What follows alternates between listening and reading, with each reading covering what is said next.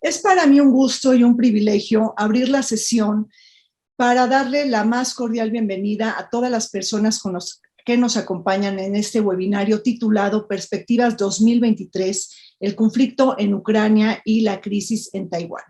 El primer webinario que organiza la UR, es decir, la Unidad de Estudio y Reflexión sobre la Guerra Rusia-Ucrania, Alcances y Consecuencias para México, del COMEXI, un grupo de estudio que me honro en coordinar y que busca comunicar como principal objetivo a los mexicanos el conflicto en el marco de sus interrelaciones globales, regionales y por supuesto también en el marco de sus implicaciones y consecuencias para nuestro país.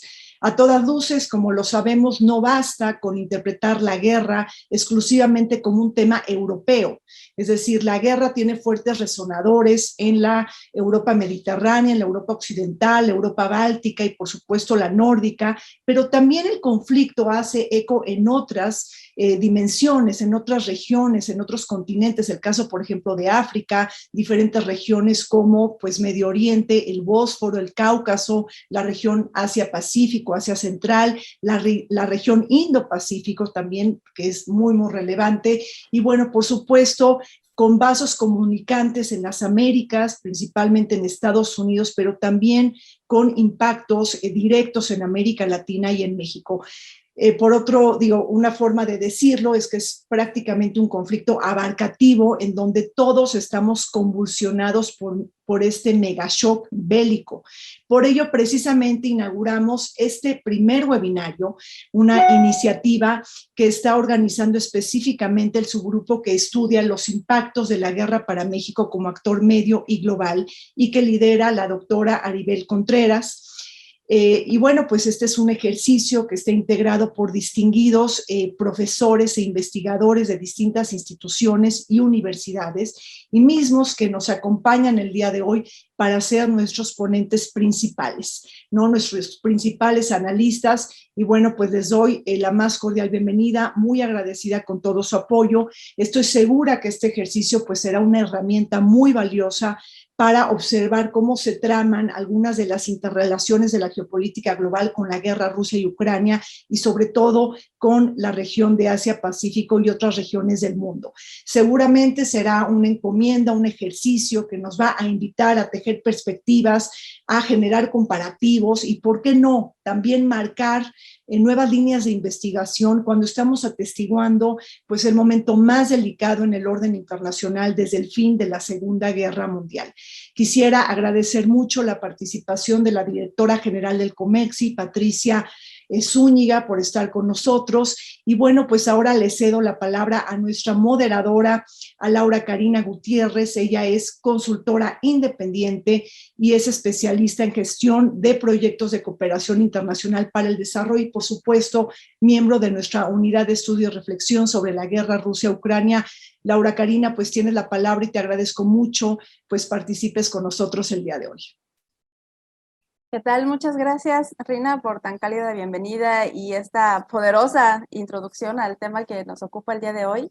Gracias a todas y todos por conectarse esta mañana para discutir y analizar este tema tan coyuntural y que pues está dejando ya ver sus efectos en, como bien decía Rina, en todo el mundo, por regiones, en nuestro país, no solo en la región donde se generó el conflicto. Así que estoy muy, muy contenta de estar aquí con ustedes, de que me hayan invitado para moderar este conversatorio. Y bueno, para ello hemos reunido hoy a un excelente grupo de expertas y expertos en la materia. Y pues, como ya quiero escucharles y para aprovechar el tiempo que tenemos disponible al máximo, voy a presentarlos, pero les compartiremos en el chat una breve semblanza de cada uno para que puedan conocerlos mejor, sus áreas de expertise, sus trabajos y publicaciones recientes, así que les invitamos a revisar el documento más adelante que estarán recibiendo por medio del chat. Y pues muchas gracias por estar hoy con nosotros, doctora Aribel Contreras. Ella es coordinadora de la licenciatura de Negocios Globales en la UIA. Bienvenida. El maestro Damaso Morales, coordinador del Centro Europeo de la Facultad de Ciencias Políticas y Sociales de la UNAM. El doctor Arturo Ponce Urquiza, catedrático de la UNAM también y de la Universidad de Anáhuac. Bienvenido. y la doctora Georgiana Martínez Garnelli Calvo, directora general del Global Youth Leadership Forum. Bienvenida, muchas gracias. Y también agradezco la participación de Juan Pablo Alcántar, que nos estará apoyando con las preguntas del chat y de todos los participantes que están conectados el día de hoy. Y pues bueno, les comento rápidamente que hemos dividido este conversatorio en 3 partes, en la que cada panelista nos compartirá sus perspectivas y expondrá sus ideas desde una mirada académica y así lograr una conversación de alto nivel entre todos. Y al final abriremos un espacio para preguntas de la audiencia, así que les exhortamos a ir escribiendo sus inquietudes en el chat. Tomaremos tantas preguntas como el tiempo nos permita, pero de antemano nos disculpamos si no es posible considerar todas las que ustedes nos envían. Así que sin más preámbulo, damos inicio a la primera ronda. Y en esta primera parte vamos a hablar del contexto actual del conflicto, que ya bien nos introdujo Rina, y las consecuencias que ha traído para diferentes regiones del mundo. Y aquí yo quisiera empezar a dialogar con la doctora Aribel Contreras. Desde que inició el conflicto el 24 de febrero pasado, muchas cosas han cambiado, ¿no? Por ejemplo, Rusia pensaba salir victoriosa en los 3 primeros meses y eso no ha pasado. Llevamos ya 9 meses de conflicto. Lo que sí es que podemos ver ya realmente y sentir sus efectos en diferentes esferas. ¿Nos puedes comentar cuáles son las principales consecuencias del conflicto en Ucrania? Claro que sí, Laura Karina, muy buenos días, agradecida con Comexi y sin duda con la maestra Rina Musali por poder avanzar en hacer este webinar y dando respuesta a tu atinada pregunta, Laura Karina, me parece importante resaltar que yo veo 3 pilares, es decir, hay consecuencias en el ámbito económico, político y social.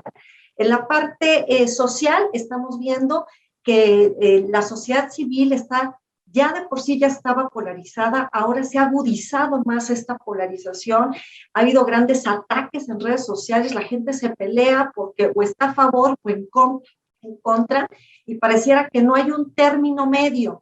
Entonces me parece terrible que el mundo ahora resulta que levantamos la mano y decimos si estamos a favor de Ucrania o a favor de Rusia, pero también a favor de China o en contra de China, por el caso de Taiwán, lo cual es terrible. Sin embargo, si ya de por sí la pandemia venía agudizando la pérdida de poder adquisitivo, ahora las consecuencias de la guerra en Ucrania pues hacen que nosotros como sociedad estemos palpando día a día esta presión inflacionaria y por lo tanto una pérdida en el poder adquisitivo. En el segundo pilar, que es la parte política, me parece importante resaltar que entonces ahora estamos viendo que ya también los gobiernos pareciera que entonces se ha dividido, se está haciendo desde mi perspectiva una nueva cortina de hierro como aquella que se creó durante la Guerra Fría, donde entonces también los países están o alineados apoyando y financiando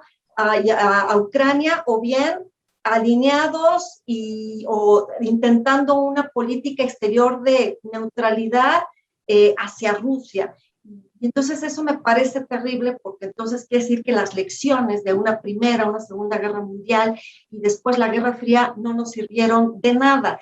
Y en el ámbito económico, sin duda estamos viendo que como las economías son interdependientes y el mundo está hiperconectado, tal como lo describió el politólogo Robert Kaplan hace un par de años atrás, pues es impensable creer que al implementar sanciones económicas para estrangular la economía rusa no iba a tener implicaciones a nivel global. Es decir, estamos viendo que el efecto boomerang, es decir, que lo que se impone en contra de Rusia se nos regresa a la economía global y de igual manera el efecto mariposa, que es todo lo que sucede en un punto geográfico, en este caso Ucrania, pues tiene un impacto exponencial alrededor del mundo.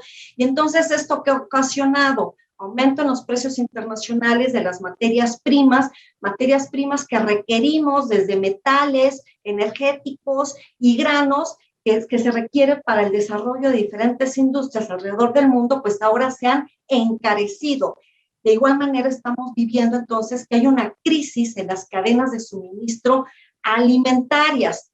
Es decir, que a la luz de estas más de 20,000 millones de toneladas de granos detenidos en Ucrania, que aunque se ha abierto este corredor azul para poder liberar granos, pues es insuficiente al día de hoy lo que se ha logrado liberar, que son solamente 9,5 millones de toneladas. Entonces estamos viendo un mundo convulso porque la cuestión económica, pues desde hace meses atrás se ha apostado por parte del Fondo Monetario Internacional, el Banco Mundial y la OCDE, de que no vamos a crecer al ritmo que se esperaba, pero que además la presión ya ha estado llegando a récords históricos, y de esa manera me parece que también las industrias que dependen de los granos están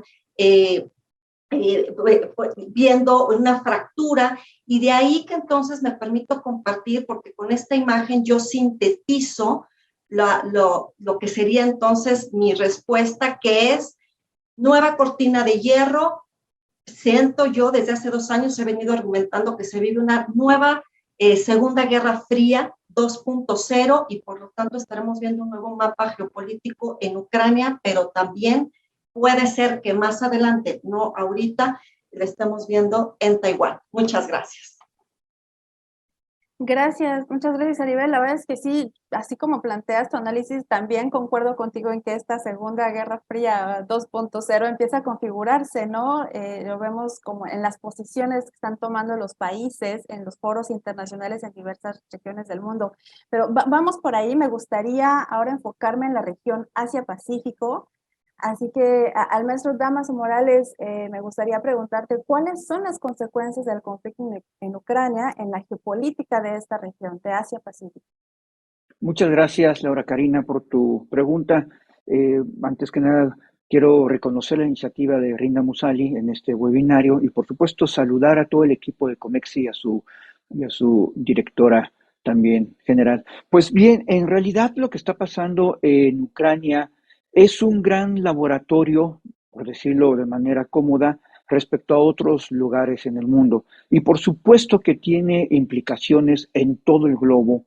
Y hablando de lo que es la zona de Asia-Pacífico, para China, sin lugar a dudas, este conflicto en Ucrania puede ser, y lo están siguiendo con lupa, porque están viendo hasta dónde Europa se puede ir debilitando precisamente como este hegemón mundial, y por lo tanto también su papel en otros lugares terráqueos. También está observando China en términos puramente militares, pues esta doctrina rusa, cómo ya está funcionando en la vida real, y también cuál es la respuesta, digamos, de la Alianza Transatlántica, de la OTAN, en términos neta y puramente militares, que es muy importante para China. Y también estamos viendo que esto anima también, o estaría animando también a China a ciertas acciones en Taiwán. No es una novedad, digamos, las intenciones que ha tenido China sobre Taiwán, pero sin lugar a dudas la visita de Nancy Pelosi, sin lugar a dudas lo que está sucediendo en Ucrania, sin lugar a dudas este último congreso donde, por cierto, Xi Jinping se le da un tercer mandato, el tema de Taiwán está sobre la mesa, y está sobre la mesa con mayor claridad. Todo esto va configurando una nueva geopolítica, pero esta geopolítica está muy vinculada, geopolítica en Asia, pero esta geopolítica está muy vinculada precisamente a los acontecimientos en Ucrania. Nosotros hemos seguido este tema, y lo que podemos observar al menos es, uno, que la OTAN y Europa se han unido aún más, a pesar de, como ya lo había manejado la doctora Aribel, de las sanciones económicas que también vienen de reversa, y que los países europeos estarían sufriendo algunas condiciones económicas. A pesar de ello, la mayoría de ellos ha continuado con una política común de sanciones a Rusia. Esto nos habla de un fortalecimiento de la Unión Europea que es muy importante para cualquier juego geopolítico que se pueda dar en el futuro en Asia. Número 2, tenemos una OTAN también más fortalecida, con nuevos miembros en los cuales han ido trabajando en su propio poder militar, y que se suman también ahora a la propia OTAN. Esta gran coalición Europa, OTAN, Estados Unidos, ha sido funcional con todos sus defectos, pero ha sido funcional Y debemos recordar también la invitación y la presencia en la reunión de la OTAN de países de Asia-Pacífico, lo cual nos da un mensaje muy claro de que no se trata únicamente de una alianza transatlántica, sino transhemisférica o atlántico-pacífico. Esto es importantísimo y por lo cual entonces lo que está sucediendo precisamente en Ucrania tiene significados muy importantes de cómo se va a Un minuto. configurar la geopolítica precisamente en Asia-Pacífico. También tenemos que destacar otro elemento, seguramente Rusia va a salir pues un tanto debilitada por todo el costo de la intervención militar, pero también moralmente y su debilitamiento incluso como presencia en la parte de Asia-Pacífico. Esto nos abre la puerta a que Europa tiene que fortalecerse al interior para poder hacer una gran alianza con Estados Unidos y la OTAN, precisamente hacia Asia-Pacífico. Por ahí es que tendríamos que hacer alguna de las próximas lecturas. Muchas gracias. Súper interesante, maestro Damaso, lo que nos comenta. Bueno, siguiendo en esta parte del mundo, me gustaría pasar a preguntarle al doctor Arturo Ponce, ¿cuál es la razón estratégica que se considera en el reposicionamiento de la República Popular China en Asia-Pacífico? Pues la consolidación del poder de Xi Jinping para un tercer periodo ya es un hecho. ¿Tú cómo lo ves? Muy buenos días a todos. Laura Karina, muchísimas gracias a Reina, a Ibel y a todos quienes Damaso, a los que Georgiana nos están acompañando y ante todo agradecer esta posibilidad. Mira, lo que tú nos dices y lo que bien ya Aribel y Damaso nos están diciendo es un asunto bien, bien complejo, muy interesante. Yo comenzaría a definir esto. El poder nacional de los estados tras la pandemia, lo que quedó fue golpeado. Quedó golpeado la capacidad de respuesta de los estados y lo vimos como fueron poco a poco levantándose tras la pandemia. Y hoy eso es lo que estamos viendo, son demostraciones de fuerza, demostraciones de poder y demostraciones de hegemonía. Lo que está haciendo precisamente Xi Jinping en este tercer periodo de su mandato es mandar un mensaje claro. Nosotros vamos a ir en pos de dos condiciones muy importantes. Una, ser el próximo hegemón de Asia-Pacífico y con ello vamos a eliminar la capacidad de los Estados Unidos de una mayor presencia en dicho escenario. Y por el otro lado, demostrar también que tienen las condiciones plenas para poder llevar a cabo su ejercicio hacia expandirse plenamente a través de lo que es el sueño chino. Si recordamos un poco lo que fue el discurso del presidente Xi Jinping, es muy importante cuando él cita y dice, para el 2049 tendremos la capacidad de hacer la guerra y ganarla. La última vez que los chinos se enfrentaron a una guerra fue precisamente tras la victoria de Vietnam sobre los Estados Unidos, quisieron invadirla y fueron derrotados. Es la última vez que ellos han podido enfrentar directamente así a un enemigo, vamos a ponerlo de esa manera. China no está preparada todavía para el ejercicio de hacer la guerra, no como sí lo ha hecho los Estados Unidos o también las fuerzas europeas que están en el contorno de la OTAN. Por eso es muy importante estar estableciendo estos vínculos que Xi Jinping está estableciendo precisamente para ir identificando una serie de cuestiones que son muy importantes. La primera, cómo obtener y recuperar lo que ellos consideran un territorio en rebeldía que es Taiwán. Y segundo, las demostraciones de fuerza que hemos estado viendo en las últimas 48 horas entre Corea del Norte y Corea del Sur y que han estado apuntaladas sin duda alguna por el gobierno de Beijing. No se mueve el gobierno de Pyongyang si no viene la autorización del gobierno de Beijing, y en este caso de Xi Jinping. Las acciones de estar mandando también misiles por encima del territorio de Japón fue un símbolo de ello. Es decir, China está aquí presente, no estamos necesariamente para hacer la guerra en este momento, pero si se dan las condiciones lo vamos a llevar a cabo. Y esto es un asunto muy importante también porque veámoslo de este lado. La atención del mundo y de Occidente está metida esencialmente en lo que está pasando en Europa Oriental. Entonces lo que ahora estamos viendo es la confrontación, algo que por ahí Samuel Huntington decía, el choque de civilizaciones, lo estamos abonando ahora. Y como bien decía Aribel hace un par de minutos y también Damaso, estamos sí en el contorno de una Segunda Guerra Fría? Por supuesto que sí, pero yo también diría en una especie de guerra civilizatoria en donde están los valores democráticos que tiene a bien encauzar Occidente versus la percepción de verse a sí mismos como el imperio medio, la República Popular de China, y de por medio la Federación Rusa. Y yo diría ahí hay una parte muy importante, y con esto voy cerrando. ¿En verdad tiene la capacidad Rusia de demostrarse como hegemón o va a ser, a final de cuentas, un simple aliado o un vasallo de la República Popular de China en este gran juego del tablero mundial? Yo lo dejo hasta ahí. Gracias, Laura Karina. Wow, pues qué bomba nos han soltado nuestros tres primeros ponentes, ¿no? Entre reconfiguraciones mundiales, segundas guerras frías, guerra civilizatoria, alianzas transhemisféricas. La verdad es que sí estamos viendo que este conflicto, que aparentemente inició siendo un conflicto únicamente entre dos naciones, sí está teniendo un impacto, consecuencias y efectos a nivel global.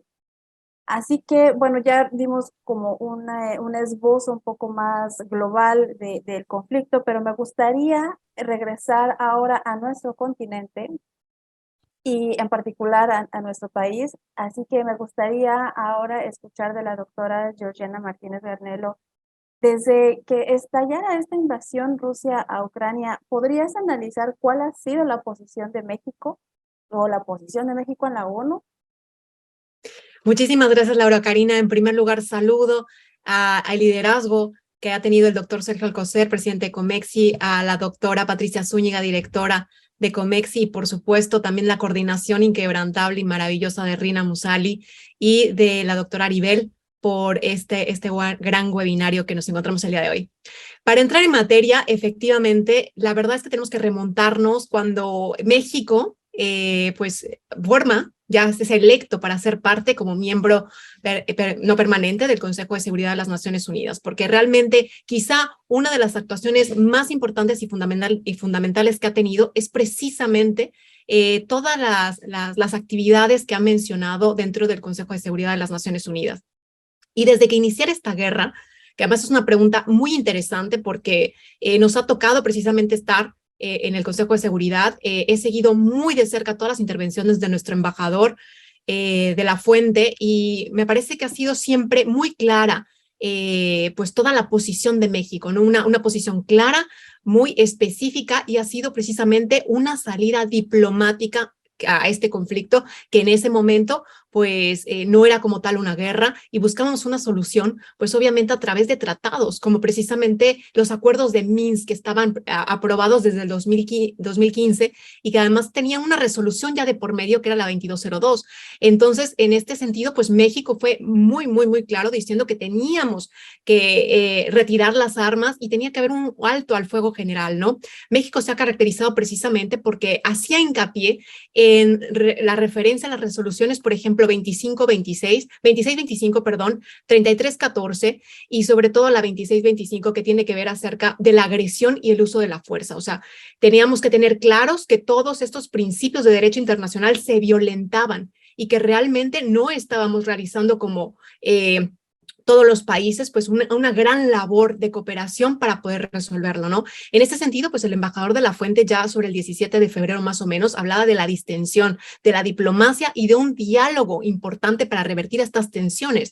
Para México es importantísimo esta parte porque México se veía reflejado de alguna manera en todas estas pues invasiones, porque rememoraba en alguna ocasión que se veía reflejado en el tema de las intervenciones que habíamos sufrido, 2 de Francia y 2 por parte de los Estados Unidos, ¿no?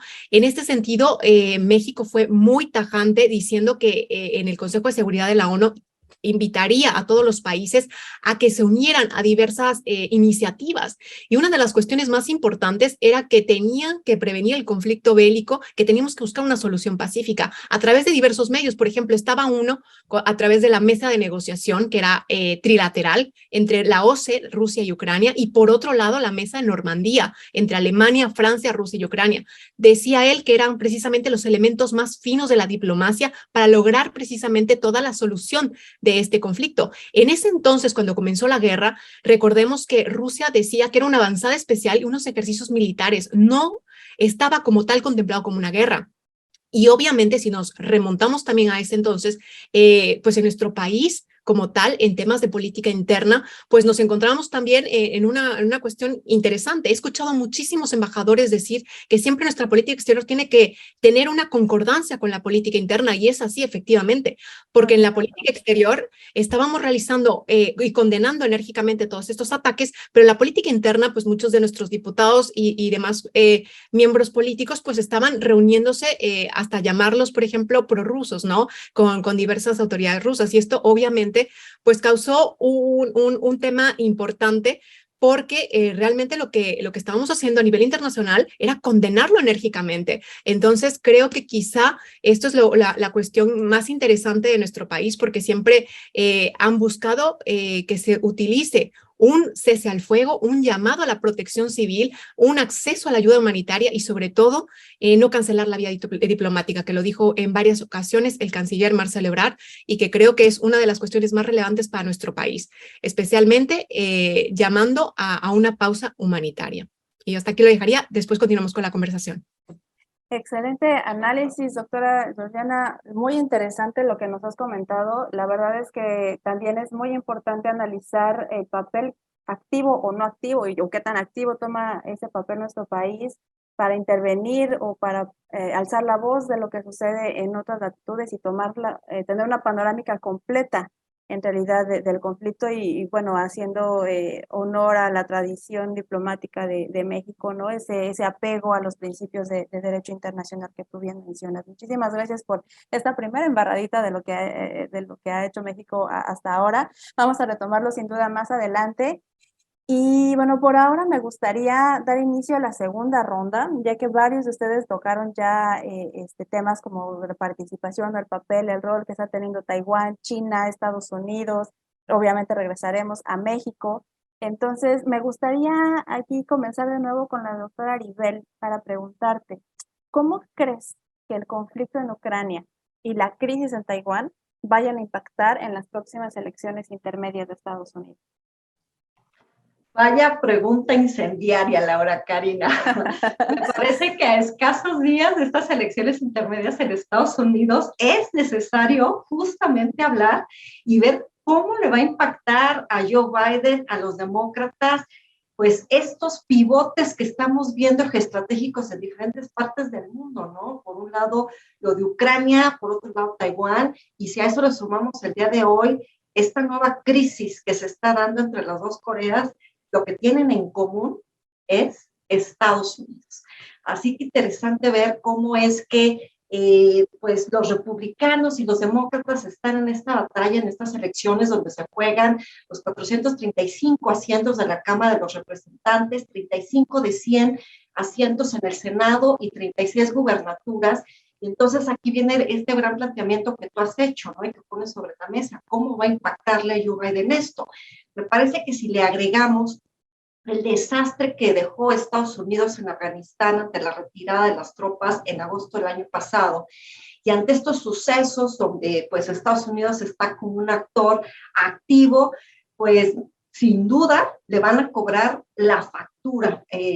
Que veo yo que estará perdiendo escaños en la Cámara de Representantes. Las apuestas son de que el control, la mayoría la van a tener los republicanos. ¿Y por qué es importante hablar de las elecciones hoy? Me parece que debemos de poner sobre la mesa el hecho de que de aquí va a depender la gobernabilidad de Joe Biden para los próximos 2 años de su mandato, o bien todo lo opuesto, es decir, sus propuestas de campaña, lo que le ha faltado durante su periodo de 4 años, pues todavía hay un largo camino por recorrer. Los temas de su propia política exterior, los temas de la agenda política global, más lo que se vaya acumulando, pues vaya situación tan complicada que tiene allá el inquilino de la oficina oval de la Casa Blanca, donde hay una gran presión por la inflación que se vive al interior de Estados Unidos, pero también hay una gran presión al interior de los partidos, y que sin duda sabemos que uno de los temas principales en el momento de decidir en Estados Unidos, que es la parte de la economía, el aborto y el tema de las armas, sin duda me parece que es relevante el tema de lo que se está y estamos viviendo en Ucrania, con Rusia, con China y Taiwán, va a tener un impacto directo. Los demócratas estarán perdiendo asientos. Joe Biden no va a poder tener estos próximos 2 años esta gobernabilidad que se requiere y más lo que se vaya acumulando, y que aquí ahora lo importante es ver qué pasa después de las elecciones de la Unión Americana, qué más movimientos estaremos viendo en estas fichas de ajedrez geopolítico, pero también económico, y porque ya lo destacaba Damaso, ante esta innecesaria visita de Nancy Pelosi en Taiwán, pues China enciende los motores, y ante este tercer nuevo mandato de Xi Jinping, pues Washington sabe perfectamente que desde Beijing, pues la ruta que se traza no es precisamente hacia los intereses alineados a Joe Biden. Y entonces yo pudiera decir que yo sintetizo a manera de una caricatura a como yo veo a Joe Biden en medio de todos estos temas, ¿no? De que pareciera que quiere moverse hacia un mundo unipolar, pero está pues esta fractura al interior del Consejo de Seguridad, pero también avanzan los BRICS, pero también estamos viendo diferentes puntos de quiebre, crisis globales, amenazas mundiales, confrontaciones geopolíticas y geoeconómicas, y donde me parece que hoy estamos viendo que las elecciones serán una clara radiografía de lo que está viviendo el mundo. Muchas gracias. Sí, gracias, Aribel. La verdad es que nos has hablado un poco ya sobre las elecciones intermedias de Estados Unidos, y pues como estamos viendo, el debate electoral es un tema de enorme relevancia y hay que considerarlo en nuestro análisis, pues dependiendo de qué partido finalmente obtenga la mayoría en el Congreso, pues será el apoyo que reciba el presidente Biden, ¿no? A sus propuestas en este sentido. Y para seguir con esta línea, me gustaría escuchar del maestro Damaso, ¿qué posibles escenarios de política exterior estadounidense pueden esperarse, ¿no? Derivado de estos procesos políticos en Estados Unidos? Sí, muchísimas gracias. Suscribo plenamente lo que dice la doctora Aribel.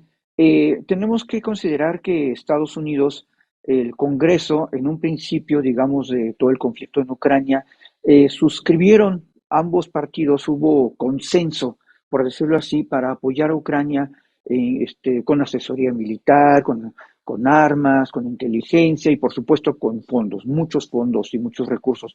Sin embargo, en época electoral, pues evidentemente los escenarios van cambiando y los republicanos responden muchas veces más a estas agendas nacionales, son más nacionalistas, por decirlo así, pues tienen todo este electorado de la parte central de los Estados Unidos que pues les importa un comino lo que pueda estar pasando en Ucrania.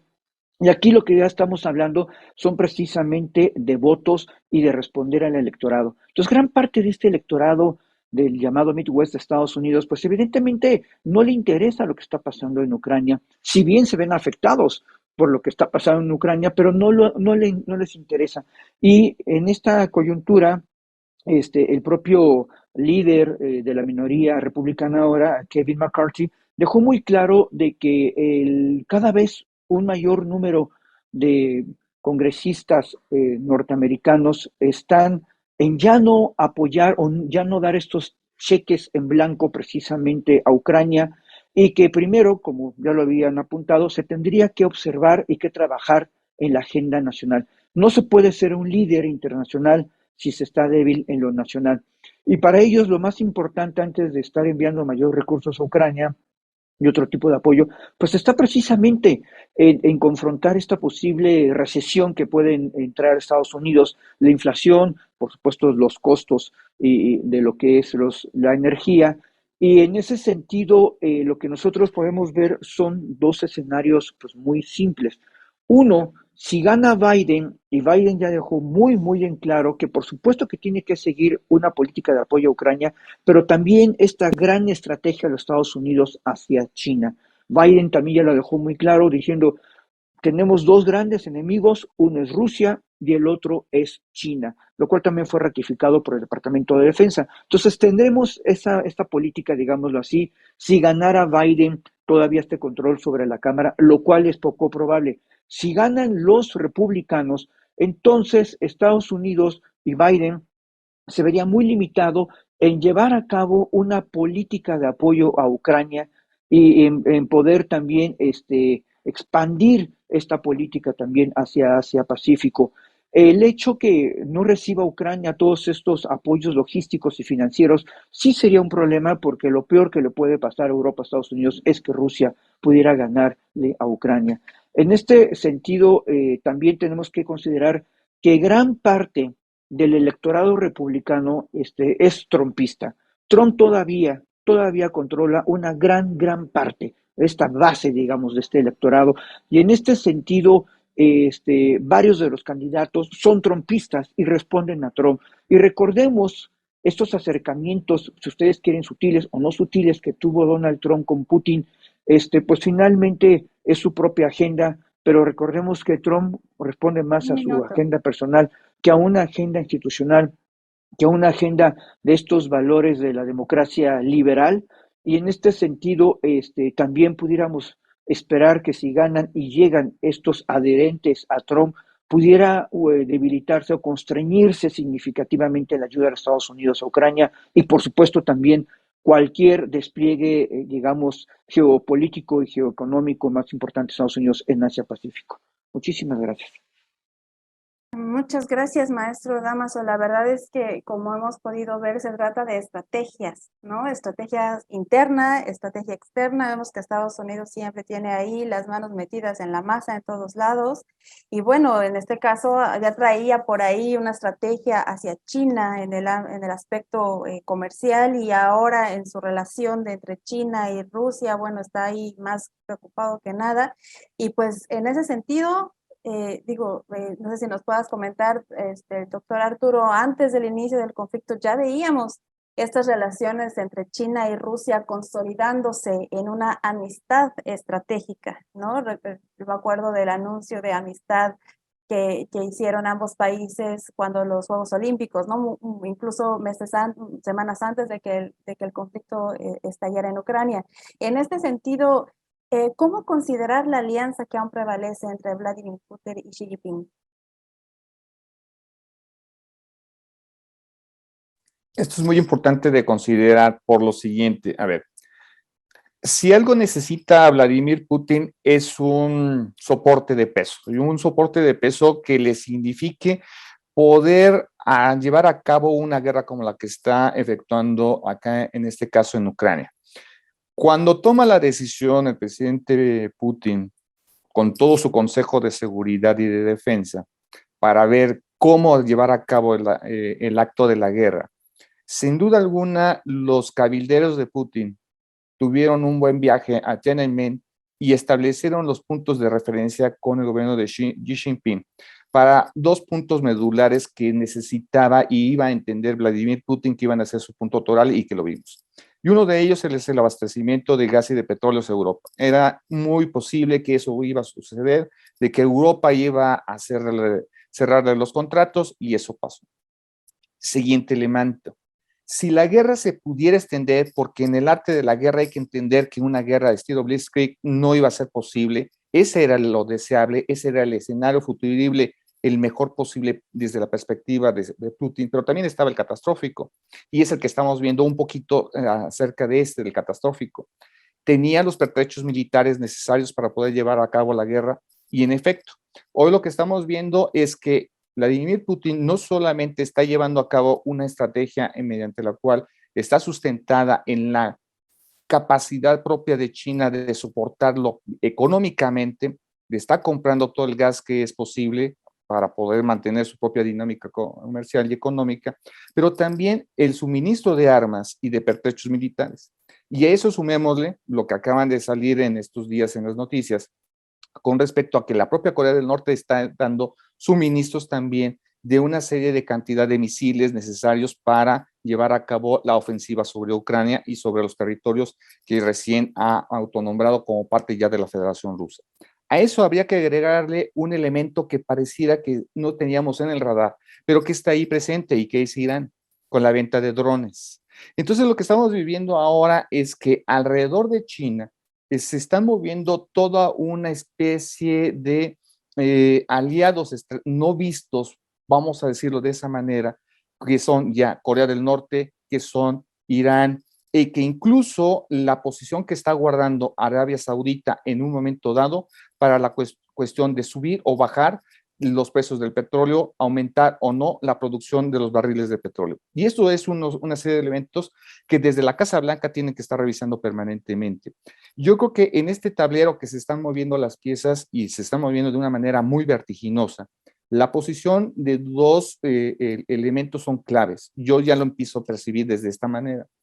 No es necesariamente Vladimir Putin el gran contrincante ya de los Estados Unidos, no lo desdeño, pero más bien es Beijing versus Estados Unidos, utilizando a un alfil, en este caso, que se llama Federación Rusa, para mover las piezas mediante las cuales distraer a los Estados Unidos, distraer a la Unión Europea y tratar de fortalecerse lo más rápido posible la política de expansión a través del sueño chino por parte de Beijing. Y estos son una serie de elementos que tenemos que ir observando a lo largo de estos días, de estas semanas. Con esto concluyo, porque se viene el invierno y eso va a ser también determinante cómo va a funcionar todas estas políticas que tienen que ver con la cuestión económica que ya muy bien nos comentaban tanto Damaso como Aribel, acerca de cómo va a establecerse los precios del petróleo y el impacto económico que esto va a generar para todo el orbe, y eso va a ser muy importante en el sentido de cómo se van a generar las próximas proyecciones de la guerra para el próximo año. Excelente análisis, doctor Arturo. La verdad es que sí, tenemos el invierno ya cerca y yo creo que el próximo año, que es cuando se cumpla un año de haber iniciado el conflicto, si es que no termina esto antes, vamos a estar analizando justo las consecuencias de estos cierres de contratos, el impacto del desabasto de gas para Europa, así como ya lo estamos viendo en el desabasto de granos, de semillas y de fertilizantes en otros países, ¿no? Y bueno, seguiremos la pista ahí. Yo te agradezco mucho ese análisis tan puntual que has hecho. Y bueno, para cerrar este bloque, me gustaría regresar a México y preguntarle a la doctora Georgiana, ¿qué supuso para México llevar junto a Francia un proyecto de resolución de ayuda humanitaria en Ucrania ante el Consejo de Seguridad y posteriormente cuando lo llevó a la Asamblea de la ONU? Muchísimas gracias, Laura. La verdad es que muy interesante la pregunta. En términos diplomáticos, lo significó todo. Primero, porque estábamos pensando como país en cuestiones humanitarias, o sea, de ayuda directamente a Ucrania. Y por otro lado, en términos diplomáticos, pues una grandísima alianza estratégica que se forjó precisamente desde inicios de la guerra en febrero y que continúa además teniendo muchísimo impacto dentro del ámbito internacional. En este sentido, realmente, tal como lo ha mencionado el maestro Damaso y el doctor Arturo, efectivamente, China siempre ha estado, ha sido partícipe del uso del veto junto con Rusia, y ya lo mencionaré más adelante, de la importancia que esto ha tenido precisamente a la hora de que no salen las iniciativas y las propuestas que México ha impulsado desde el Consejo de Seguridad, ¿no? Obviamente ya para el mes de marzo el Consejo de Seguridad ya había agotado y no había podido cumplir precisamente el mandato de restablecer la paz y la seguridad internacional dentro de nuestro globo terráqueo, y entonces ya nuestro país a través del embajador pues menciona, dice, es necesario realizar las consultas y buscar que precisamente vayamos ante la Asamblea General de las Naciones Unidas en una sesión de emergencia, precisamente porque no se podía hacer nada por los vetos que se tenían de Rusia y de China dentro del Consejo de Seguridad, ¿no? Obviamente México en este sentido siempre ha tenido el rechazo fundamental a este derecho a veto, ¿no? Desde que se inició precisamente pues la Sociedad de las Naciones en un principio, ¿no? Porque siempre hemos mencionado que el veto pues implicaba una serie de privilegios y que realmente obstaculizaban gran parte de las cuestiones para avanzar rápido en los trabajos. Y esto es una de las cuestiones fundamentales porque nuestro país junto con otros 140 países aprobaron la Unión Pro Paz, una de las resoluciones pues, más importantes, históricas, sobre la agresión que tuvo pues, Rusia a Ucrania, ¿no? Pese a, obviamente, a los votos en contra, que fueron de Rusia, Corea del Norte, Siria, Belarus y Eritrea, ¿no? Y 35 abstenciones.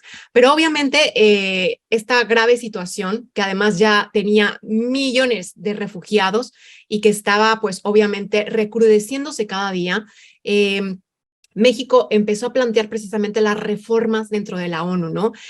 Mencionaba que Alemania, Brasil, Japón e India pues buscaban tener un asiento permanente del Consejo de Seguridad de México, perdón, de las Naciones Unidas, pero realmente México abogaba para incrementar los miembros electos, para poder equilibrar el desbalance proporcional que se tenía. Entonces, esto es muy importante, ¿no? Porque México está abogando pues, por una política amplia, una política exterior amplia que no repercuta como realmente cuando tenga alguien que ver dentro de un conflicto como este, o sea, que no tenga que estar usando el veto, y esto tiene muchísima relevancia. Además, bueno, México externó su preocupación muchísimas ocasiones acerca del control que ejercían los miembros permanentes sobre los temas de la agenda, ¿no? Que como el caso de Rusia, relaciona a la guerra con Ucrania, ¿no? Y que por el contrario, pues obviamente hay decisiones que se podrían incluso fortalecer como un monopolio político de la agenda. Entonces, esto para México mantiene una propuesta importantísima respecto al tema humanitario, y es cuando lo eleva, de todas las iniciativas que se presentó, eleva a la Asamblea General de las Naciones Unidas, y junto a México y Francia obtienen 140 votos. Y es una resolución pues muy importante, y que además representa precisamente esta gran alianza estratégica pues que trata de garantizar el acceso de la ayuda humanitaria, especialmente para los civiles. Y obviamente al no cumplir la responsabilidad a través del Consejo de Seguridad, nuestro país pues incentiva a que el resto de los países se sumen y por supuesto pues busquen una solución de la manera más pacífica que se pueda, ¿no? Ante la grave situación que se encontraba este país. Entonces, bueno, más adelante podemos también seguir ahondando sobre ello. Excelente, muy interesante, Georgiana, lo que nos mencionas de el papel tan activo que está tomando México y las propuestas que están ya ahí presentes, ¿no? Para de resolución de este conflicto. La verdad es que hemos ya tenido 2 rondas muy interesantes, donde analizamos desde lo particular a lo general y de lo general a lo particular, pasando por lo institucional, lo multilateral. Y pues bueno, vemos que la verdad, aunque ya hay varias propuestas, varios actores, la verdad es que pues el conflicto sigue. Y me gustaría entonces pasar a la tercera ronda hablando sobre perspectivas, ¿no? Y quisiera empezar preguntándole al doctor Arturo, ¿qué fronteras geopolíticas podemos considerar para este nuevo orden mundial que vemos que se está reconfigurando? Es complejísimo. Hace 3, 4 años, un geopolítico llamado Ian Bremmer sacó un libro maravilloso que se llamó El fracaso de la globalización. Y ahí ya preveía una serie de elementos que hoy estamos viendo. Y uno de esos primeros elementos es precisamente el romper los paradigmas que veníamos teniendo tras la Segunda Guerra Mundial, tras la Guerra Fría, tras la guerra contra el narcotráfico y el fundamentalismo religioso. Y hoy lo que estamos viendo detrás del conflicto en Ucrania y de lo que está sucediendo acá en el Mar de China es el ascenso del populismo. Y ese es un elemento bien importante que no estamos revisando adecuadamente cuando estamos viendo estos conflictos, lo que está imponiéndose. Es decir, pareciera que son guerras justas. Es una guerra justa la que está trayendo Vladimir Putin sobre Ucrania, porque está recuperando un territorio que en las viejas glorias de la época de Catalina la Grande era parte del Imperio Ruso. Y lo mismo está haciendo Xi Jinping, diciendo que la isla de Taiwán es una isla en rebeldía que era parte del Imperio Medio. Pero si observamos, los dos son mandatarios, perdón, autócratas, son mandatarios cuyos regímenes son totalitarios y que no están en favor de los procesos democráticos, ni mucho menos del libre comercio, ni mucho menos tampoco en las libertades humanas. Estos elementos son los que hay que empezar a ponderar hacia dónde va la geopolítica. En lo que estamos viendo es un reacomodo de fuerzas muy fuerte, inédito tal vez. Somos a lo mejor magníficos observadores de lo que está sucediendo, pero también podemos estar analizando eventos en los cuales estamos a un tris de que se desate una guerra. No estoy diciendo la Tercera Guerra Mundial, pero una guerra en mayor escala con diferentes condiciones y magnitudes.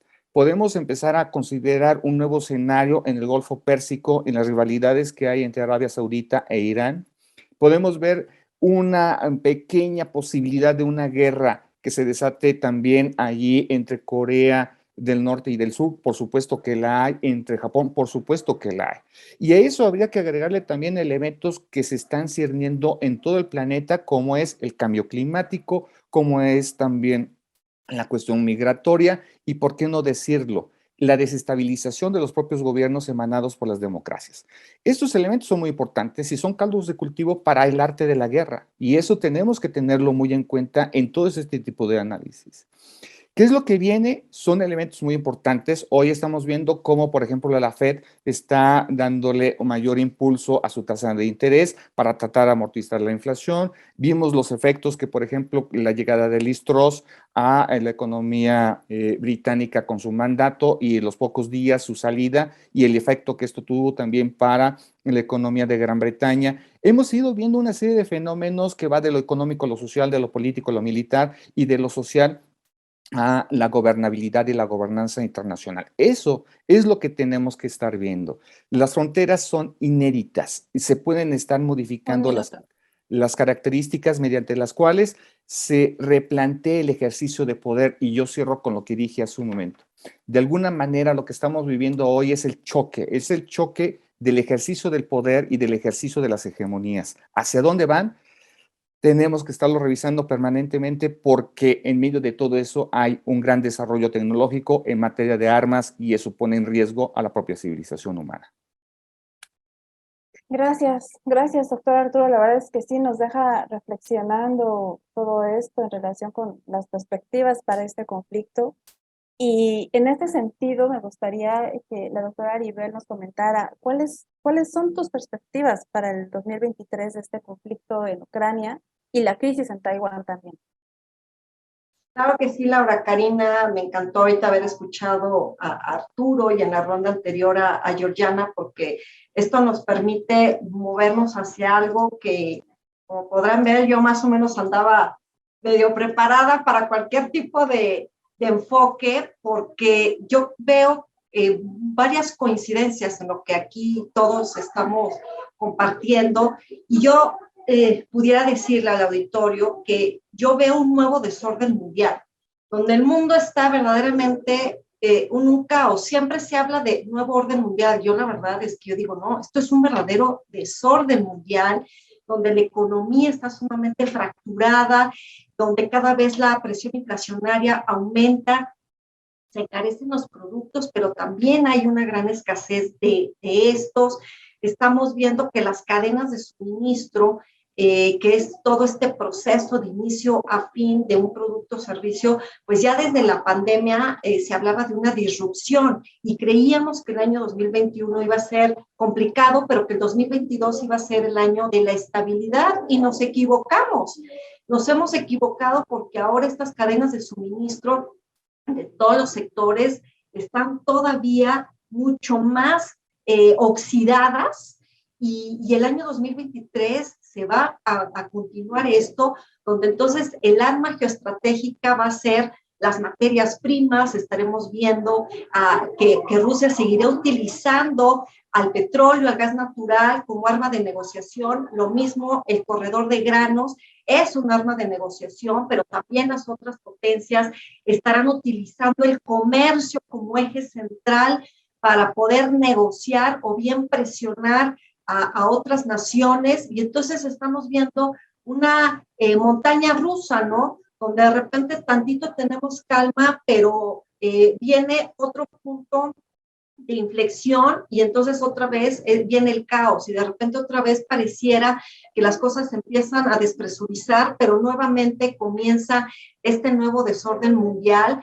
Y la verdad es que yo invito a que quien esté interesado en conocer un poco más acerca de cómo estas guerras económicas corren en paralelo con las guerras militares, pues yo la verdad es que les recomiendo mucho este libro de The Economic Weapon de Nicholas Belder y lo mismo de Robert Kaplan, donde él habla en el retorno del mundo de Marco Polo sobre la nueva ruta de la seda de China, donde a través de esta diplomacia de la deuda expande sus tentáculos diplomáticos, pero donde hay grandes intereses, ¿no? O sea, estamos viendo este mundo donde prevalece no el multilateralismo, o sea, pareciera que la pandemia nos estaba llevando a trabajar de la mano, a la cooperación multilateral y donde todos íbamos a salir juntos, tomados de la mano, pero la verdad es que este cuento de hadas ha acabado. El 24 de febrero pasará la historia como que se inscribe un nuevo capítulo en la historia de las relaciones internacionales, porque toda esa parte y ese sueño se queda atrás. Y la verdad es que no estamos viviendo Wonderland, estamos viviendo un verdadero caos donde pareciera que lo irreal se convierte en real, donde la distopia se convierte en lo que hoy prevalece y lamentablemente pues el año 2023 no es el más lleno de luces, me parece que será un año complejo, complicado, no de apocalipsis, ¿verdad? Pero sí un mundo en el que tenemos que estarnos preparando, donde lo que prevalecerá será la incertidumbre, la única constante será el cambio y me parece que el manejo de riesgos y el estar alerta a los cambios constantes es hacia donde tendremos que estar orientados y enfocados en el ámbito económico, político y social, y donde los intereses geopolíticos y geoeconómicos estarán por encima de cualquier esfuerzo de moverse de manera conjunta hacia una agenda global. Así que, pues esto más o menos a grandes rasgos es hacia como yo considero que nos estaremos moviendo el año 2023. Muchas gracias, Laura Karina. Muchas gracias, Aribel. La verdad es que sí, hablando de perspectivas, tenemos muchas aristas, ¿no? Desde las cuales analizar este proceso y sobre todo estos cambios, estas reconfiguraciones, esta nueva forma de interpretar la realidad. Y pues no nos queda de otra más que pues plantear escenarios, ¿no? Estos escenarios prospectivos en donde cada actor tiene su papel y donde cada cambio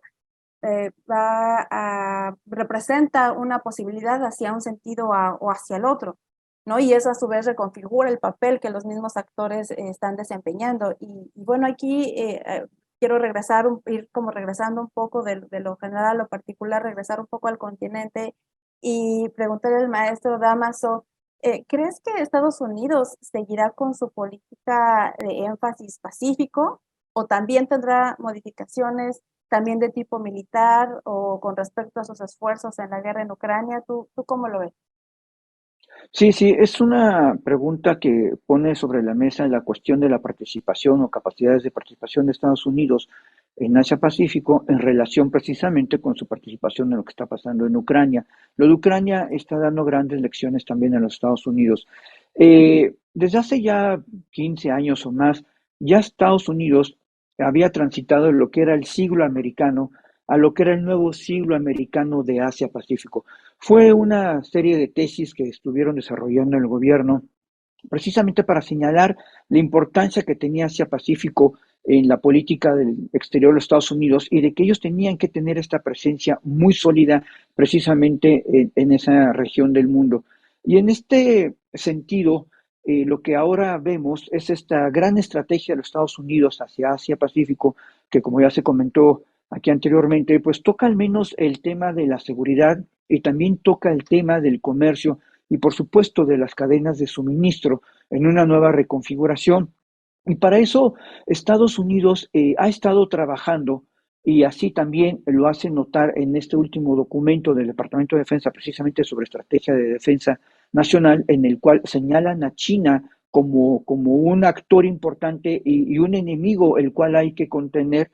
Tenemos que Estados Unidos ha estado desarrollando una serie de estrategias como son estas alianzas como el propio AUKUS, ¿no? Con Australia, Reino Unido, el propio Estados Unidos, ¿no? Pero también tenemos este diálogo de seguridad cuadrilateral y estas alianzas bilaterales también con Nueva Zelanda, con Japón, con Corea del Sur, en fin, ¿no? Singapur, sin lugar a dudas, en los que lo que está buscando es precisamente la elaboración de bloques que le permita contener también a China, pero también por el otro lado, lo que Estados Unidos estaría buscando es el fortalecimiento de estas alianzas locales y de estas capacidades locales. ¿Cómo Estados Unidos pudiera moverse en este escenario de Asia-Pacífico con respecto a lo que está sucediendo en Ucrania? Bueno, ahí tenemos dos elementos. Uno, que efectivamente Estados Unidos, al igual que otros países, pues están probando nuevos armamentos, nuevas logísticas, nuevas tecnologías, y esto le sirve muy bien a Estados Unidos sin que él necesariamente tenga que estar de manera directa confrontando a Rusia. Pero por el otro lado, para que Estados Unidos se mueva hacia Asia-Pacífico como una prioridad y como un pivote de su política exterior, necesariamente tendría que deshacerse, por decirlo de esta manera cómoda, de Ucrania y del conflicto en Europa. Y esto pasa necesariamente también por el fortalecimiento militar de Europa. Es decir, un poco las capacidades de Estados Unidos de moverse en Asia-Pacífico estarían también vinculadas a que Europa pudiera fortalecer sus propias capacidades, porque de otra manera se estaría distrayendo en recursos y una serie de elementos en Europa que le estarían limitando su participación más amplia en Asia. Entonces, aquí tendríamos tres elementos: la famosa alianza transhemisférica que había comentado, la participación de Europa como bloque y la OTAN también en Asia-Pacífico, el fortalecimiento militar de Europa que le permita un margen de maniobra más amplio a Estados Unidos y el fortalecimiento de las alianzas locales en Asia-Pacífico. Y aquí también hay que tomar en cuenta un punto que es el sur global. El sur global no se ha querido manifestar básicamente ni por uno ni por otro, y es un actor internacional importantísimo que en la nueva configuración de que se va a dar el mundo, yo coincido con Arturo que estamos quizá siendo testigos de una nueva configuración del mundo, pues sin lugar a dudas, el sur global también tiene un papel muy importante, y aquí tanto China, que tiene una política pues más añeja de acercamiento a este sur global en ciertas regiones del mundo, pues Estados Unidos y sus aliados tendrán que ponerse al día. Ya la Unión Europea dijo que va a mirar de nuevo a África, que va a mirar de nuevo a América Latina. En fin, son temas que están ahí precisamente sobre la mesa. Y obviamente en esta nueva configuración, pues China, como ya se apuntó, pues está buscando ser un actor global, un actor importante, y quizás sí buscando un nuevo orden con nuevas reglas, porque a China le conviene un orden mundial con reglas, le conviene. Pero aquí lo que busca China, evidentemente, es que se le reconozca, y junto con Estados Unidos quizá, pues sean los que establezcan este nuevo orden mundial. Tendríamos que estar, como bien dice nuestro colega Arturo, muy atentos, porque esto cambia de manera muy dinámica con nuevos actores y con nuevos elementos. Muchísimas gracias. Sí, totalmente. Muchas gracias, maestro Damaso. Yo concuerdo completamente contigo y que cada vez hay más elementos en la ecuación, ¿no? Y que finalmente estos escenarios se van perfilando más hacia un lado o hacia el otro. Muchísimas gracias por el análisis tan preciso que haces. Y bueno, aterrizando ahora en nuestro país y su papel en este conflicto, me encanta la verdad cerrar estos bloques de las rondas con la doctora Georgiana sobre qué es lo que está haciendo realmente México en el conflicto. Y me gustaría preguntarte, cerrar con esto, ¿qué representa para nuestra diplomacia que México emita una propuesta para alcanzar la paz en Ucrania? Muchísimas gracias, Laura Karina. La verdad es que ha sido interesantísimo escuchar a todos mis compañeros de mesa porque hemos abordado diferentes escenarios y es precisamente lo que enriquece que el día de hoy pues tengamos un tipo de propuesta como esta, ¿no? Y voy a comenzar con el final de tu pregunta, que es relativo a las perspectivas que tal vez nuestro país tiene y el mundo, ¿no? Y retomando lo que dijo la doctora Aribel, es precisamente esto lo que va a tener una implicación directa en nuestro país, o las consecuencias, que es el tema relativo precisamente al tema del gas, a cerrar el grifo del petróleo, del crudo, y sobre todo el tema de los cereales, ¿no? Que como hemos visto a lo largo de esta guerra, pues es importantísimo y de gran relevancia la urgencia de pactar estas rutas de salida del grano, ¿no? De Ucrania, y obviamente nuestro país va a sufrir graves consecuencias de ello respecto a todo lo que está pasando, ¿no? Porque entre más medidas o sanciones tome Occidente, pues obviamente más recrudecida va a estar toda esta cuestión de los granos, de los cereales, y sobre todo, pues precisamente es lo que México ha estado buscando en las Naciones Unidas, ¿no? Que la iniciativa de granos en el Mar Negro se mantenga, porque además la FAO ya ha alertado que han comenzado a disminuir, bueno, han disminuido ya desde hace varios meses, pues toda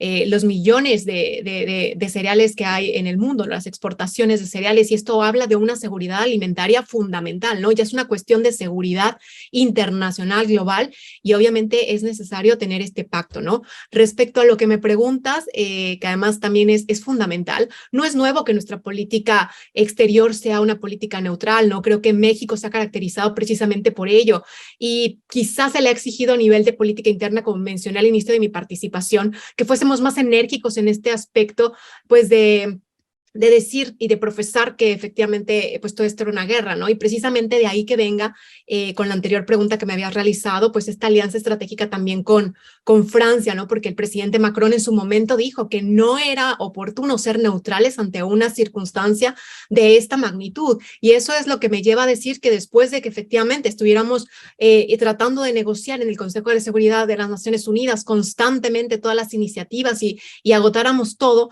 pues obviamente el llevarlo a la asamblea pues fue una gran una gran propuesta y positiva intervención, ¿no? Especialmente cuando ya llegamos pues con una propuesta que el propio canciller que el propio presidente a través del canciller pues lleva al Consejo de Seguridad, y donde insiste que precisamente pues es necesaria una solución diplomática nuevamente, y una solución que es necesaria, una solución humanitaria, porque tras 7 meses pues obviamente era necesario pues decirlo, ¿no? Una propuesta además que considero que nosotros ya la hemos llevado a cabo en diversas ocasiones, ¿no? Mediar básicamente a través del diálogo, ¿no? Un comité de diálogo y en la paz con la participación de jefes de Estado, de gobierno, y sobre todo que hacía hincapié en que estuviera el excelentísimo Narendra Modi o el Papa Francisco, ¿no? Entonces creo que esa es una de las cuestiones que se ha caracterizado en nuestra política exterior, de buscar estos mecanismos de solución, de diálogo, de mediación, pues que abrieran en su momento el camino para una paz duradera. Obviamente esta propuesta es interesantísima porque estamos pues en un momento en que el diálogo no está realmente dándose, ¿no? Pero es importante mencionar que esto es una voluntad política de las partes, y por supuesto un compromiso y una responsabilidad internacional, porque hay que tener efectivamente en consideración que hay que rendir cuentas, y México en su momento mencionó que los responsables de los crímenes tenían que ser llevados ante la justicia, ¿no? Ante la Corte Penal Internacional, y que además era un riesgo inminente y muy preocupante el tema de las plantas nucleares que hasta la fecha se tiene. Entonces, bueno, las perspectivas a largo plazo es que pues México seguirá defendiendo esta posición y diciendo que esto no puede seguir así, y que por supuesto es necesario tener en consideración los temas que mencioné al inicio de mi intervención, ¿no? La seguridad alimentaria, el tema del perímetro de seguridad, y sobre todo la cuestión del riesgo nuclear, y defendiendo, por supuesto, la cuestión de la ayuda humanitaria, siempre dentro de un conflicto de esta envergadura. Muchas gracias. Muchísimas gracias, Georgiana, y muchísimas gracias a nuestros especialistas por este detallado análisis del conflicto.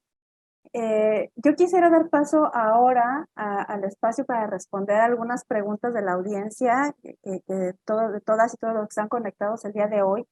La verdad es que nos llegaron muchas preguntas, la mayoría de ellas súper interesantes, y la verdad es que está bien difícil escoger y seleccionar cuáles vamos a realizar el día de hoy. La verdad es que tenemos poquito tiempo, entonces desafortunadamente no podremos leerlas todas, pero agradecemos enormemente su participación, todo su entusiasmo y todas sus preguntas y comentarios que nos han enviado para el panel.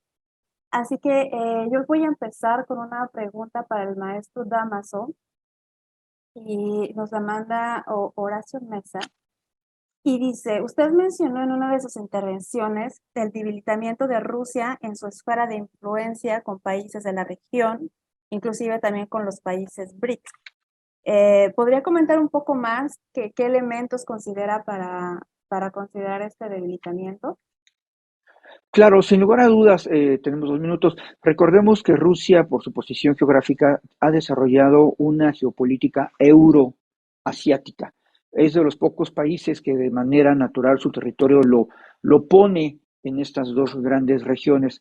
Sin embargo, digamos que los ataques que está haciendo Vladimir Putin hacia Ucrania demuestran que tiene un interés, por lo menos ahora de corto plazo, más en Europa que en la parte asiática. Y en la parte asiática, digamos, ha estado más vinculado a toda esta parte de Afganistán, por supuesto, Turkmenistán, Kirguistán, ¿no? Con los cuales, pues, tiene estos lazos históricos, no así en lo que es el sudeste asiático, donde sin lugar a dudas no puede y no tiene capacidades de competir con China.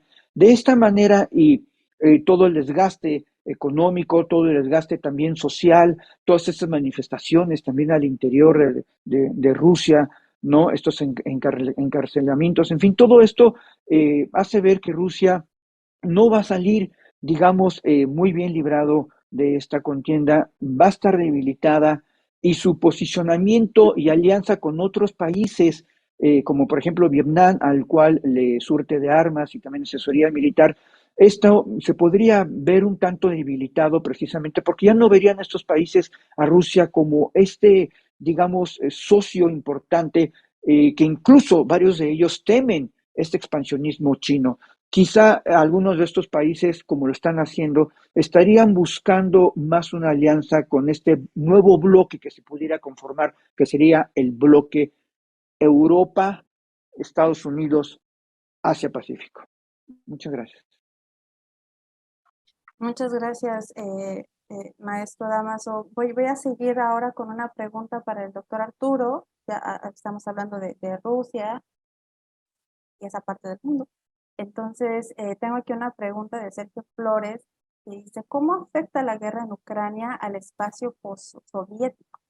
Es decir, al no conseguir Rusia el respaldo completo a su operación especial en la cumbre de Shanghái y viendo el distanciamiento que varias naciones ex repúblicas soviéticas están marcando, ¿es una oportunidad para que Occidente expanda su influencia en la región, por ejemplo, en el sur del Cáucaso o en otras regiones donde era tradicionalmente influencia rusa?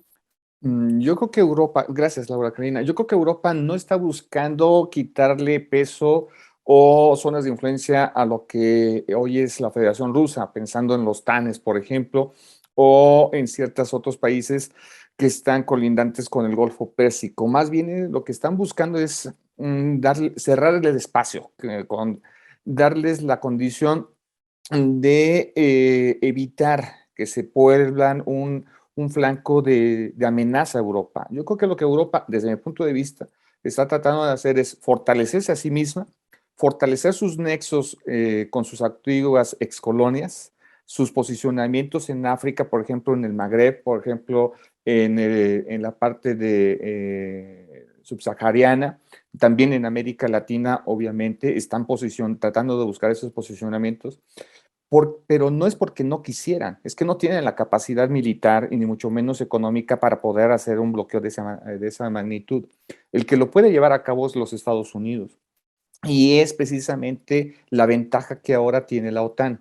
Y la ventaja que ahora, por ejemplo, en la pasada cumbre de Madrid, uno de los invitados especiales fue Japón y lo que se buscó es precisamente ir cerrando los espacios alrededor no solamente de la Federación Rusa, sino también de la República Popular de China. Y eso nos lleva, y rápido digo, a ver, ¿qué es lo que está entonces en juego también para la propia Rusia? Y es una serie de elementos. Sí, quitarle el estatus de hegemón es lo que van a tratar de hacer basándose en las viejas políticas geopolíticas de Haushofer o del propio Mackinder de cerrar el espacio vital. Claro que sí, y del el corazón del mundo. Pero sobre todo es, a ver, ¿en dónde estamos teniendo una serie de dificultades? Y es ya lo dijo muy bien Aribel, es la cuestión de, por ejemplo, de los hidrocarburos, la cuestión de los granos. Pero no olvidemos ahora que una de las piezas también es importante es quién tiene el control de los chips, quién tiene el control del litio y más adelante, quién tiene el control del agua. Y esos son una serie de elementos que se nos van a venir encima. Y yo dejaría también aquí a la razón de la pregunta que nos hacen, y es, tendremos más adelante un problema acerca de las rutas comerciales, tanto terrestres, aéreas y marítimas, porque ahorita ya se presentó esta situación, la salida o no de los granos desde Odessa que habían que cruzar por el Mar Negro a razón de una serie de ataques. Entonces, lo que estamos viendo es precisamente cómo tratar de controlar a una potencia utilizando las viejas tesis geopolíticas y en este caso, insisto, a través de lo que dijera Mackinder, con nuevos procedimientos y actos del siglo XXI. Excelente, muchísimas gracias, doctor Arturo. Tengo una pregunta más para Georgiana sobre, pues también el futuro, ¿no? Hablando de estas perspectivas y qué escenarios son posibles o no. ¿Tú qué opinas? ¿Crees que gracias a todo el trabajo diplomático que no solo México, sino otras naciones están realizando en foros multilaterales, podría arreglarse antes de que se cumpla un año? ¿O cuál es la tendencia? O sea, porque a veces las soluciones pacíficas, la vía diplomática tarda un poco más en ser efectiva que otro tipo de medidas, ¿no? Si se extiende el conflicto más allá de febrero, cuando se cumpla un año, ¿cuál sería el escenario desde tu punto de vista? Muchísimas gracias, Laura. En realidad es muy difícil esta pregunta porque efectivamente se ha hablado muchísimo acerca de las soluciones diplomáticas, pero es indudable que no están surtiendo efecto y ni siquiera las sanciones económicas, como lo hemos repetido durante el panel, pues tampoco están surtiendo el efecto que hubiésemos querido, ¿no? Especialmente yo que vivo en Europa, hablamos de una recesión inminente en breve, de un invierno, como lo han dicho también los panelistas, pues muy crudo y sobre todo que se está buscando a diestra y siniestra reanudar una iniciativa a través de los granos del Mar Negro, porque así como abre el grifo, pues así lo cierra, ¿no? Y esta es una de las cuestiones pues más preocupantes para todo el mundo, no solo para la Unión Europea. Y esto pues representa que no saber, o sea, el futuro inmediato a lo que nos estamos enfrentando de cara a tener, pues ya casi estamos a puertas de entrar al año de una guerra sin precedentes, que efectivamente, que ya se había dicho, ¿no? Que pensábamos que después de una pandemia tan cruda también, pues íbamos a tener una solución pacífica, íbamos a ir pues de la mejor manera posible y no ha sido así, ¿no? Como lo dijo la doctora Anibel, ¿no? Y obviamente, pues una de las cuestiones más importantes es que efectivamente, como lo mencioné en mi intervención, es importante hacer unas reformas en uno de los organismos internacionales pues fundamentales que es la ONU, ¿no? Y a pesar de que también se habla de ello en el G20 o en la OCDE y todas las consecuencias que está trayendo esta guerra en reiteradas ocasiones, pues no se consigue todavía que pueda pues dar marcha atrás la Federación Rusa sobre ello, ¿no? Y por eso es que he mencionado en diversas ocasiones que de todas maneras, las diversas propuestas que ha hecho México creo que se han escuchado. Quizá no han tenido la repercusión que hemos querido, pero creo que se ha actuado de la manera correcta, precisamente haciendo alusión a la política exterior que siempre se ha tenido, ¿no? Y obviamente, pues, es importante la reforma de las Naciones Unidas y sobre todo también que busquemos que exista ese diálogo, como también lo mencioné en un inicio, en esos diálogos finos, diplomáticos, de las direcciones entre la Unión Europea con Rusia y con Ucrania, y por supuesto Francia y Alemania con Rusia y con Ucrania, ¿no? Porque creo que ahí es donde se puede lograr muchísimas más cosas que incluso en los foros internacionales, porque ahí es donde se delimitan básicamente los acuerdos. Entonces, pues esperemos que sea factible de que se llegue a una solución pronta y con un diálogo mucho más certero a través de estos mecanismos. Excelente, sí, esperamos que justamente estos mecanismos realmente sean más efectivos, ¿no? De lo que hemos visto hasta ahora. Muchísimas gracias, doctora Georgiana. Y quiero cerrar con una última pregunta para la doctora Aribel, en relación con el papel, ¿no? que puede o que está desempeñando Estados Unidos. Mencionamos al principio un poco el escenario electoral actual. Entonces, en el caso de que los republicanos ganaran la mayoría del Congreso, ¿no? O que hubiera un gobierno dividido en Estados Unidos y por consiguiente se reducen los apoyos a Ucrania, ¿podríamos decir que la hegemonía de Estados Unidos se está debilitando o que hay por ahí mensajes contra que se oponen? Antes que nada, estimada maestra Laura Karina, quiero felicitarte por tu extraordinaria moderación, porque has abonado mucho a las perspectivas de todo lo que mis colegas y una servidora hemos podido aportar.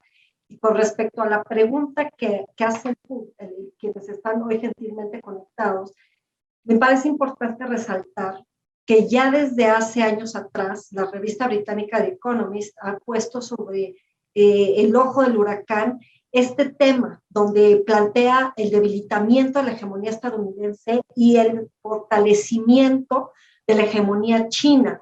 Me parece que el tema de Afganistán, pero también lo que sucede ahora en Ucrania y también en Taiwán, lo que están haciendo es acelerar este debilitamiento, y por eso es que estamos viendo a un Joe Biden donde habla de que America is back, pero en el sentido del multilateralismo, pero realmente no es multilateralismo, realmente es que quiere un mundo unipolar, quiere una hegemonía, pero la verdad es que lo único que estamos viendo es que esto no está sucediendo así. Vemos a una India, a una Turquía que juegan en dos pistas, vemos potencias medianas donde avanzan, y entonces claro que es un mundo multipolar, y claro que esto está generando y acelerando este debilitamiento por parte de Estados Unidos, que aunque es el país que mayor presupuesto en gasto militar tiene anualmente, sin duda, lo que suceda del resultado del próximo 8 de noviembre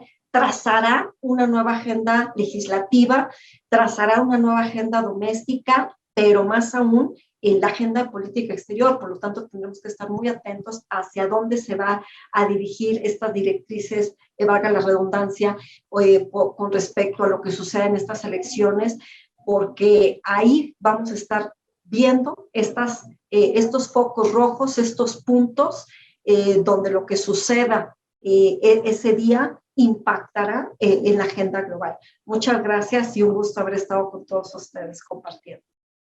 Muchas gracias, Aribel, por este importante análisis de cierre en relación con lo que va a pasar en estos próximos días ya, la próxima semana. Esto se define la próxima semana. Muchas gracias a todas y todos los participantes por enviarnos sus preguntas. Gracias también a Juan Pablo Alcántar porque nos ayudó ahí a recuperar las preguntas del chat. Yo agradezco mucho la disposición también de nuestros especialistas para responder todas estas inquietudes. La verdad es que ha sido un honor compartir este conversatorio con ustedes, lo disfruté muchísimo. Y bueno, para cerrar este webinar, yo le quiero regresar la palabra a Rina Musali, que es la coordinadora de esta unidad de estudio y reflexión del conflicto entre Rusia y Ucrania. También un honor ser coordinada por ti. Así que adelante, por favor, Rina. Pues gracias, Laura Karina, pues me quedo realmente muy, muy contenta.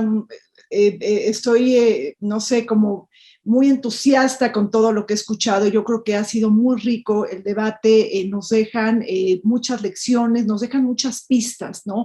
Muchas pistas que hay que investigar, muchas ideas que tenemos que profundizar, y realmente, como siempre, pues un conflicto pues lleno de multidimensiones, multiactores, multimiradas, que eso es prácticamente ha sido el tema de la guerra. La verdad es que quiero yo agradecer enormemente a nuestros ponentes, a nuestros integrantes de la unidad de estudio, reflexión del COMEXI sobre la guerra Rusia-Ucrania, pero también a todo el equipo logístico de COMEXI que nos ha acompañado el día de hoy.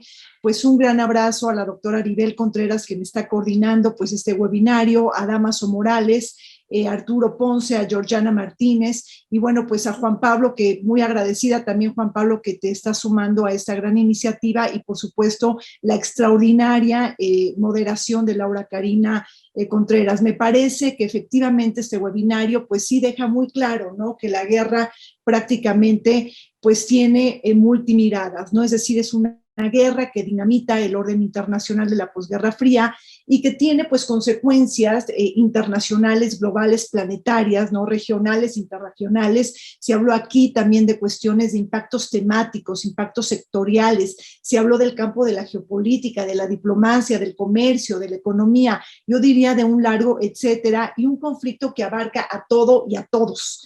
Es decir, un webinario que yo creo que nos recuerda que esta guerra Rusia-Ucrania pues no solamente nos obliga a estar pendientes de los acontecimientos diarios, del hecho noticioso, de la coyuntura, sino nos invita a tener una mente horizontal. Es decir, tenemos que los internacionalistas generar un pensamiento flexible y elástico para realmente poder hilar todas las conexiones y las interrelaciones, porque estamos hablando de encadenamientos y tenemos que decodificarlos, tenemos que descifrarlos para poderlos explicar a la sociedad mexicana. Entonces, bueno, desde un primer momento esta iniciativa me atrapa, me llamó muchísimo la atención los contenidos de este webinario, sobre todo por estos comparativos y sobre todo porque se privilegia la conexión Ucrania-Taiwán, ¿no?, como un juego de espejos y como un juego de multilateralidades. Nuevamente, todo mi cariño y bueno, pues muy agradecida con este apoyo y muchas gracias también a todas las personas que están interesadas en estos temas y les pedimos que estén pendientes pues de las acciones que está realizando el COMEXI alrededor de esto, de esta unidad de estudio, reflexión. Estamos generando entrevistas, estamos generando diferentes espacios en los medios para poder realmente compartir con los ciudadanos mexicanos lo que está pasando en la guerra Rusia-Ucrania, que visiten el blog, que visiten sobre todo la página de internet del COMEXI. En el portal pues están incluidas todas nuestras entrevistas y todas nuestras participaciones. Muchísimas gracias a todos.